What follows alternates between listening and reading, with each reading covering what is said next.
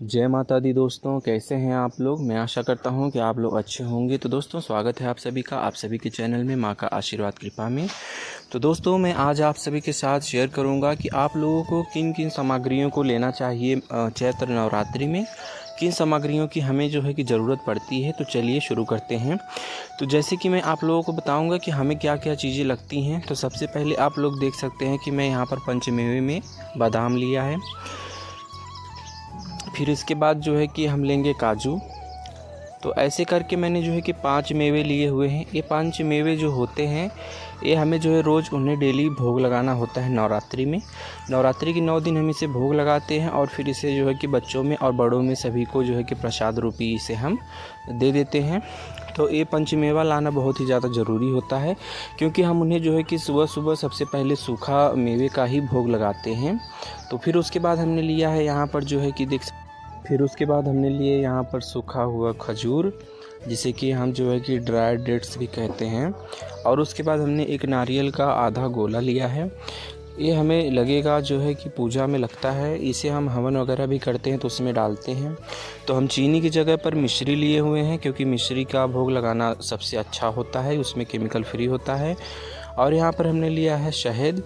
ये शहद हमें जो है कि उनको लगाना होता है, माता रानी को भोग लगाना होता है, इसीलिए जो है शहद का भी उपयोग करते हैं। और यहाँ पर लिया है हमने जो है कि लौंग, इलायची और मिश्री, इन तीनों को मिला करके भी हमें एक अलग से भोग लगाना होता है डेली। पान के पत्ते पे लगा सकते हैं आप इन्हें माता रानी को नवरात्रि के 9 दिनों में। तो देखिए, एक एक सामान हमने आप लोगों को दिखाने की कोशिश कर रहा हूँ, ताकि आप लोगों से छूटे ना। माता रानी की जितनी अच्छे से भक्ति सेवा कर सको वैसे करें आप। तो ये हो गए सूखे मेवे और जो है कि उन्हें डेली लगाने वाले भोग, जो कि हम हमेशा लगाते ही हैं। तो यहाँ पर जैसे कि मिश्री और इलायची और उसके बाद लौंग का हमें ज़रूरत पड़ता है। ये डेली हम लगाते हैं और हवन में भी डालते हैं 9 दिनों में।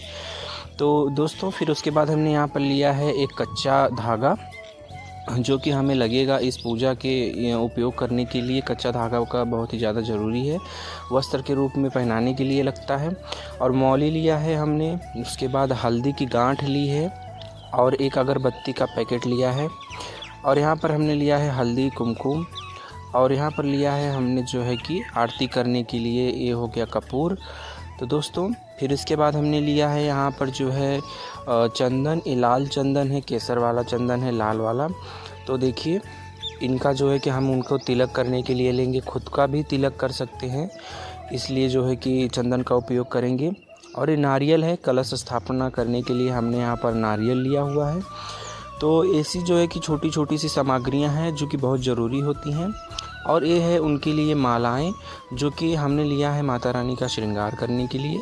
अगर हमारे पास भी मूर्तियां नहीं हैं, हम चित्र से ही पूजा करते हैं, तो चित्र पर भी हम कुछ जो है कि माला वगैरह के यूज करेंगे। और यहाँ पर हमने लिया है सुपारी। तो नवग्रह बनाने के लिए सुपारी बहुत ही ज़्यादा ज़रूरी होता है। अगर नवग्रह है तो ठीक है, नहीं है तो सुपारी लें और उसके जो है कि नवग्रह बनाएं आप।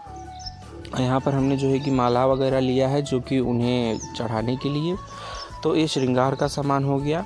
फिर उसके बाद हमने लिया है धूप का पैकेट, जो है कि हमें धूप उन्हें 9 दिन दिखाना होता है माता रानी को।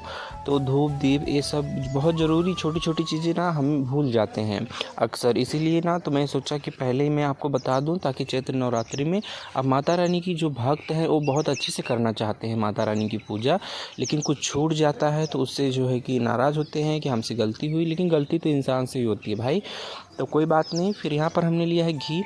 ये घी है नवरात्रि की अखंड ज्योत जलाने के लिए, जो 9 दिन तक लगातार जलता रहता है। तो हमारे यहाँ पर घी से ही दीपक जलाया जाता है। तो गाय का घी नहीं है, ये जो है कि भैंस का ही घी है। तो गाय का घी हमारे यहाँ पर नहीं मिलता है, इसीलिए हम भैंस का घी का यूज करते हैं। तो ये थी सामग्रियाँ, जो कि मैंने आपको एक एक छोटी छोटी सी डिटेल्स बताने की कोशिश की है। तो देख सकते हो कि हमने यहाँ पर कैसे कैसे क्या क्या लिया हुआ है।